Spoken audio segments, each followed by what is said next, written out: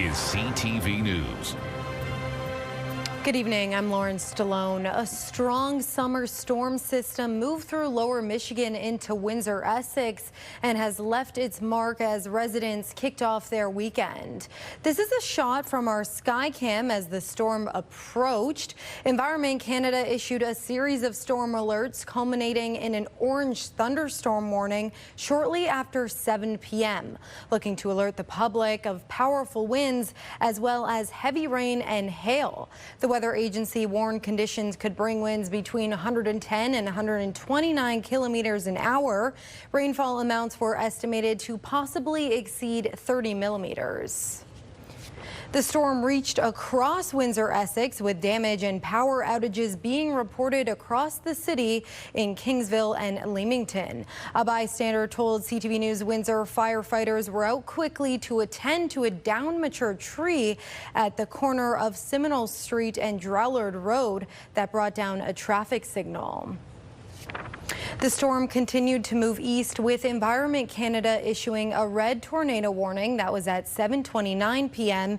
and advising residents to take cover, updating a previous yellow thunderstorm watch that had been in place. While we haven't received word yet on the damage in that area of Chatham, the storm brought with it heavy rainfall, gusty winds, and localized flooding that has the potential to cause severe damage. I'll have more on the storm and your full weekend weather forecast coming up later in the show. In other news, Windsor police are investigating a major arson at a neighborhood playground. Fire crews were called last night to Parent Park in South Walkerville, where the playground was fully engulfed in flames. Investigators say the fire was deliberately set and caused about $200,000 in damage. CTV's Bob Belichico reports. Okay, yeah, they're putting it out. A playground fire late Thursday night left one neighbor fearing the worst. Talia Jaworski, who lives directly behind the park, noticed an orange glow at the back window. I started noticing like an orange glow. And I thought, I'm like, oh crap, our roof's on fire or something.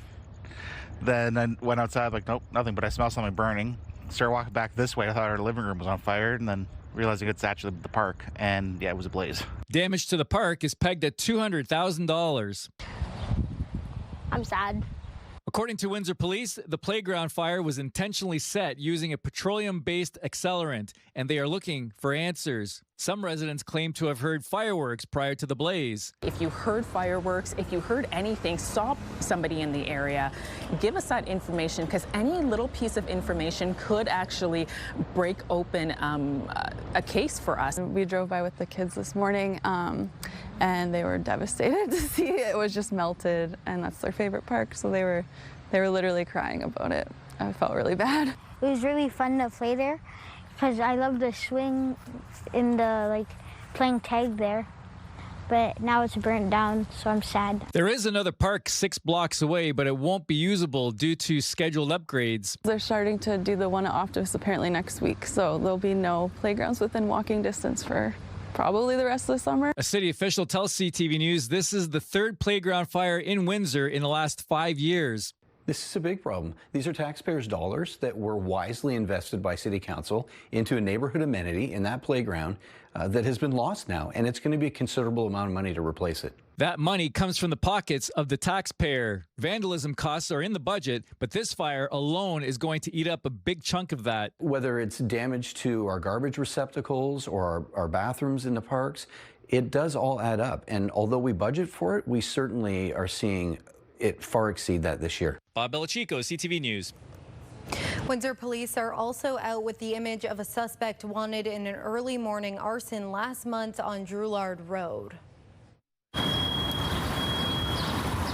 First responders were called just after 3 a.m. on June 20th to a multi-unit residence in the 111 block of Drollard Road in the city's near East End. Windsor firefighters were able to bring the flames under control and extinguish the blaze. Investigators say the home was vacant at the time of the fire and no one was injured. Police say the fire caused more than $1 million in damage. Police released this surveillance image of a suspect seen near the property shortly before the fire began. Investigators are asking the public to check any footage they might have between 12 and 3 a.m. on June 20th for potential evidence that might aid the investigation. Anyone with information is asked to contact Windsor Police or Crime Stoppers. Meantime, a major facelift is underway on a new accessible playground at Optimist Memorial Park in Windsor. The project includes a large nature and forest-themed play area, rubber safety surfacing, new sidewalks, and drainage improvements. The playground will remain closed while work continues through mid-August, weather permitting. The project is part of the city's $16.3 million playground fund. A rescue effort at a Graham farm was successful as first responders worked through hazardous heat in Lakeshore. Emergency crews spent much of the day rescuing a worker trapped inside a grain elevator at the facility. Police say Lakeshore Fire Rescue and Essex Windsor EMS worked for 5.5 hours to safely get the employee out. Once free, the worker was transported to hospital for treatment. There's no word yet on the extent of the worker's injuries or what led to the incident. Officials have not said how the worker became trapped in the SILO. The City of Windsor is opening applications for firefighters starting Monday morning. The online application window will remain open until September 21st at 4:30 p.m. Officials say no late submissions will be accepted. To apply, qualifications include being the age of majority, holding a high school diploma or equivalent, and having first aid training.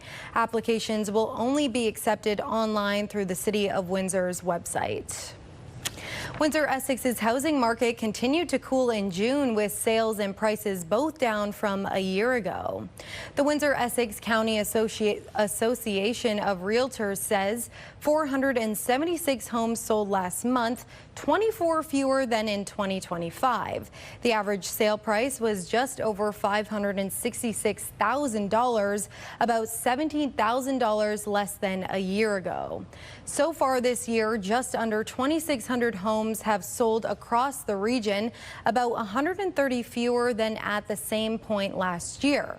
Most June sales were between $420,000 and $700,000, while more than 2,200 properties remained available at the end of the month.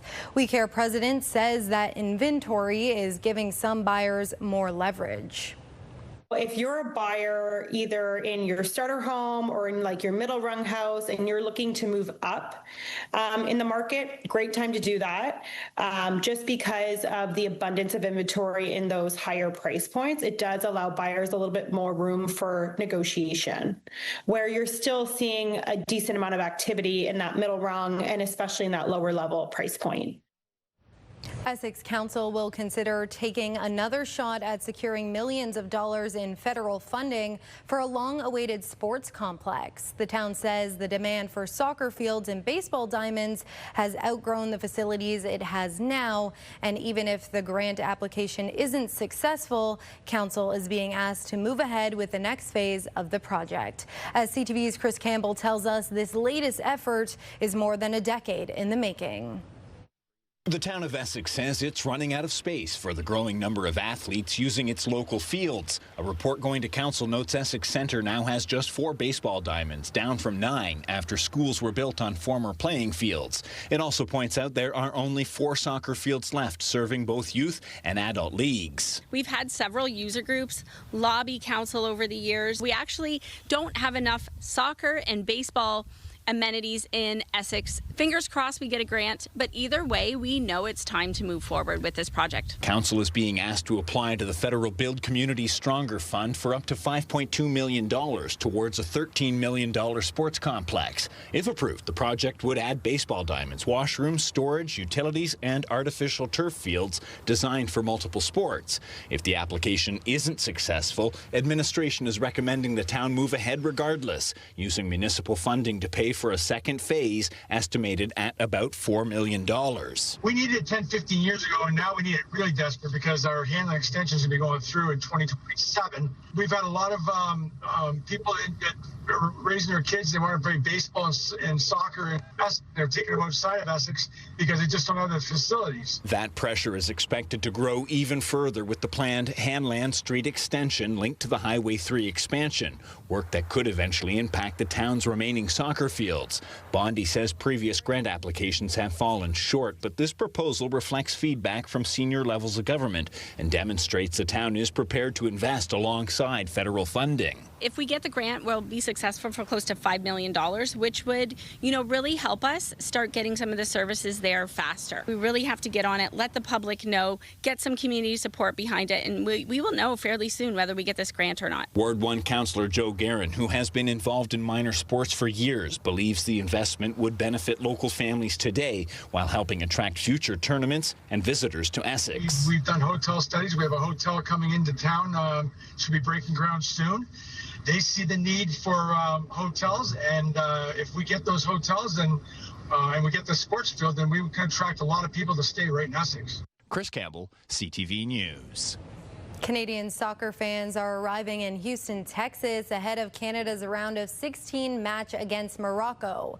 The Moroccans were World Cup semi-finalists 4 years ago, beating Canada during that tournament's group stage. Heather Wright has more on tomorrow's rematch. Well, we are starting to see more Canadian fans show up here in Houston as we are now less than 24 hours away from Canada versus Morocco. This is uncharted territory for Canada's men's soccer team. They have never made it this far in the World Cup, but despite the daunting task ahead, the team says they are calm and relaxed. We wanted to make sure that we got to the point in the tournament where we were going to get to play, an actual Goliath. And that's what this Moroccan team is. So it's about going out there, enjoying it, understanding that the whole world's going to be watching. So let's go out there and put our best foot forward. Canada faced Morocco 4 years ago in Qatar, the final match of the group stage. They lost 2-1 and didn't advance to the knockout round, but the performance of the Canadians made an impression on Morocco. It was a hard game, very good team.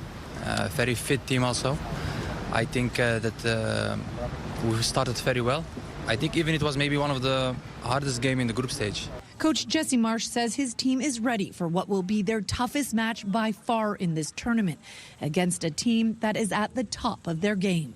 The confidence that the team had, the swagger they played with, we know we're in for a massive challenge against a really talented team. Alistair Johnson said today the team is focused on playing the game, not the occasion. And the team is preparing for what is going to be a loud stadium with a capacity of nearly 69,000 fans. Heather Wright, CTV News, Houston. While Ronaldo and Messi have nothing to worry about, some robotic soccer players are showing off some nifty skills during the World Cup. The autonomous machines are competing in South Korea in what's called the Robo Cup. They've been programmed by 300 teams of engineers, students, and researchers from 45 countries. All are taking part in the world's largest robotics competition, but the soccer machines aren't a match for humans yet, although they seem to master the art of faking an injury. Coming up, Celine Dion is back with new music and a long-awaited return to the stage. Welcome back. Here's a look at your full weekend forecast. So we saw some very active weather make its way through the region tonight.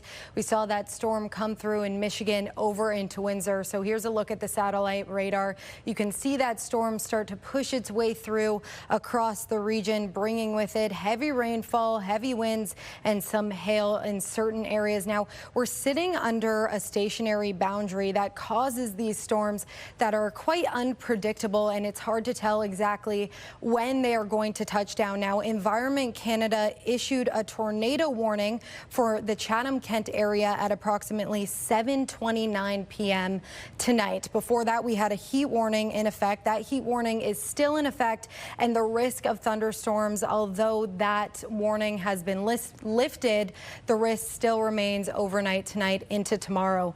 That is because of the heat and humidity we have been experiencing across the region. That heat isn't going anywhere just yet, but as the weekend comes to a close in a few days, we'll see that heat start to ease up. So today our high 34, that is way above rather average for this time of year, a record 36. So we didn't hit a record today, but we came just a few degrees short of that. Overnight tonight, temperatures dropping down, but that humidity still fueling those temperatures to feel a lot warmer across the region as it sticks around for a bit. Taking a look at the next 48 hours again, that risk of thunderstorms, heavy rainfall, heavy winds, localized flooding, and possible tornado activity will remain as this stationary boundary sitting over top of us makes our way through. We'll have a bit of an ease off tomorrow as some active weather is possible to make its way through across the region following. So taking a look at your Saturday, yesterday we had temperatures feeling like the mid 40s. Tomorrow we'll have them feeling like 40. So it's a bit of a break for anyone who likes to get outside, but still again warm for this time of year. If you want to get outside, go for a walk. The early morning time is the best time to do that. It'll be the most comfortable, and then we'll see that storm risk return later in the day on Saturday. Taking a look at your 7-day forecast, we'll see the chance of showers. That risk of storm remain throughout the weekend, so keep that in mind if you're planning a barbecue or heading outside. That risk will still remain. Again, although that tornado warning has been lifted, that heat warning still in effect, that heat and humidity fueling those storms. We'll see a break early in your week next week, and temperatures around normal for where they should be for this time of year, feeling much more comfortable. So if you're someone who likes to be outdoors, you can plan that for next week, as we'll see a mix of sun and cloud throughout the week, and again, more comfortable temperatures for your week next week. A community alert has been issued following a troubling increase in suspected drug-related deaths and overdoses. The Windsor-Essex County Health Unit says 6 suspected drug-related deaths were reported between June 21st and June 27th, but the substances involved have not yet been confirmed. During that same period, there were 18 opioid overdose visits to local emergency departments. 17 of those cases involve fentanyl. The alert comes just days after the Welcome Center Shelter for Women and Families warned about the growing presence of a veterinary tranquilizer in the local illegal drug supply.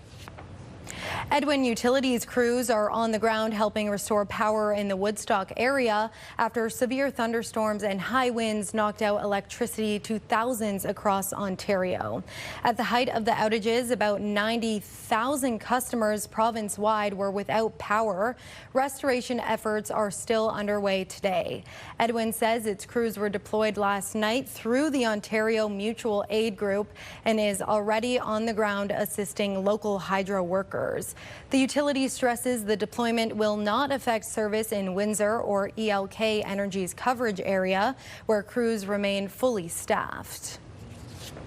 The city wants Windsorites to explore the city this summer with the return of its Wheel Nights next Friday. The free event is part of Windsor's Staycation Activation program, inspired by the city's beloved wheel skating rink. This event plans to transform the downtown City Hall Square into an outdoor roller rink. From 6 to 10 p.m., visitors can enjoy music, themed entertainment, colorful lighting, and roller skate rentals. The family-friendly event is presented in partnership with the Downtown Windsor Business Improvement Association.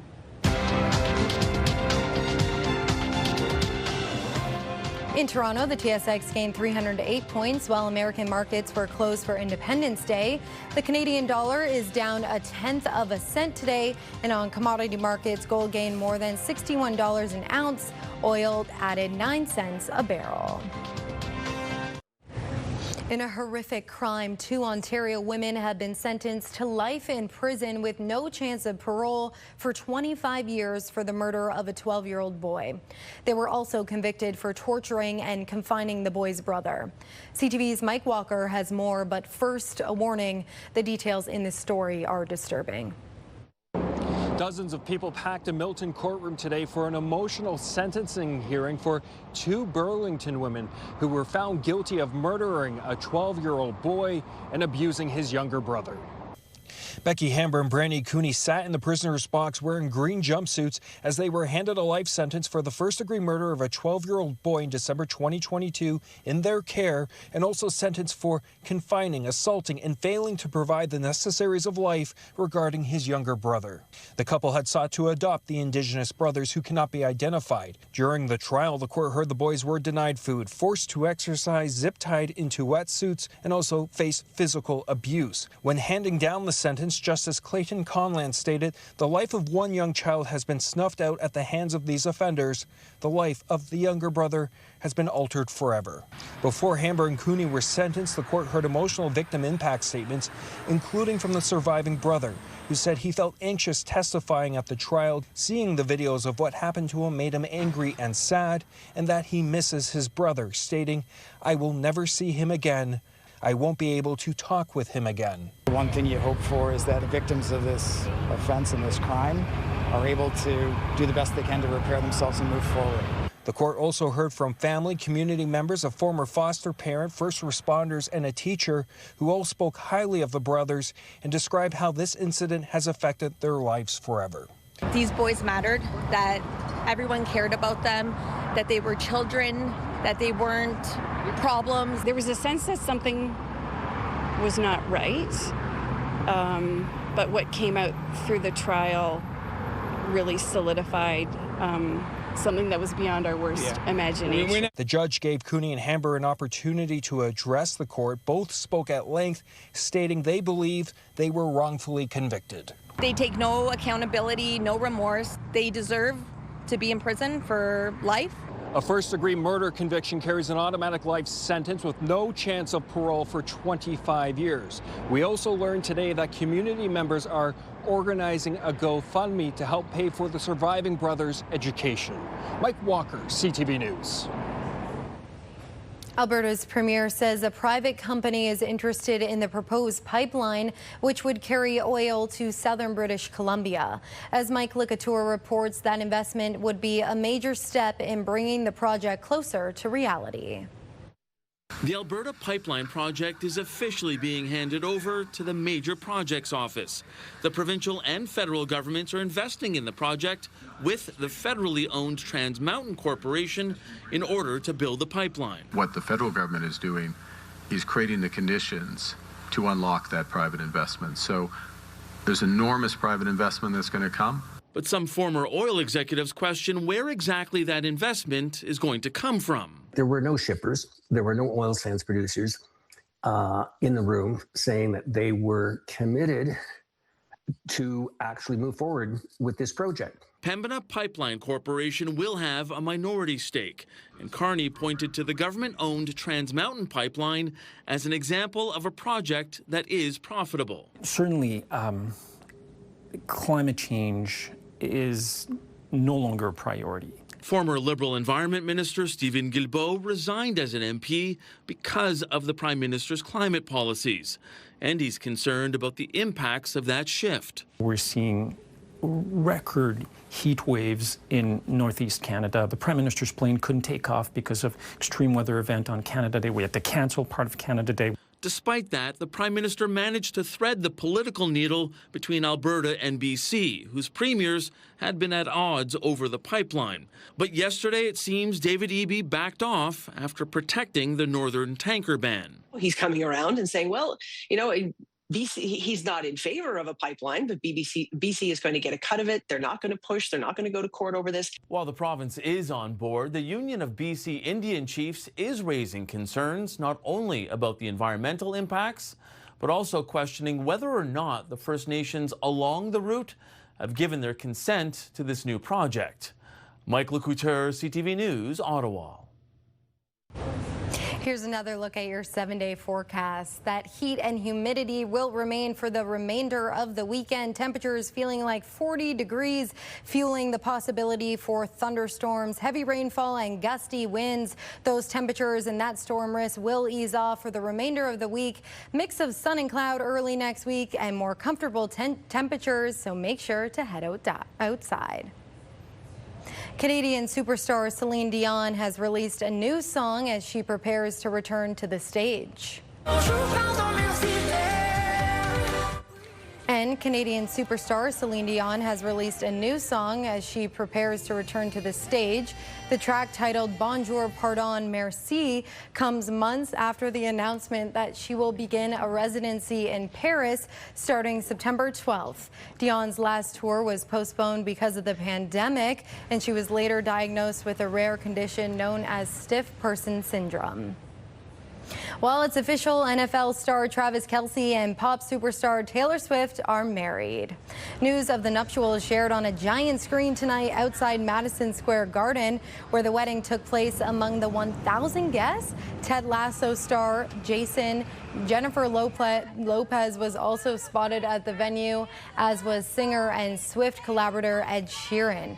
And fans who couldn't get inside waited outside to be part of the special day. From last year's Rose Garden engagement to a Madison Square Garden wedding, it's a day fans have been waiting for. For years, Swifties have followed along with the singer's love, loss, and heartbreak. And today they get to celebrate Taylor Swift's real-life love story. She's been singing about love for her entire career. So it's just really exciting to see that she's now found someone that seems to match her energy and her excitement for life. Kalea Baker is enchanted with Swift's Lover era, her bathroom a nod to the artist's 7th studio album.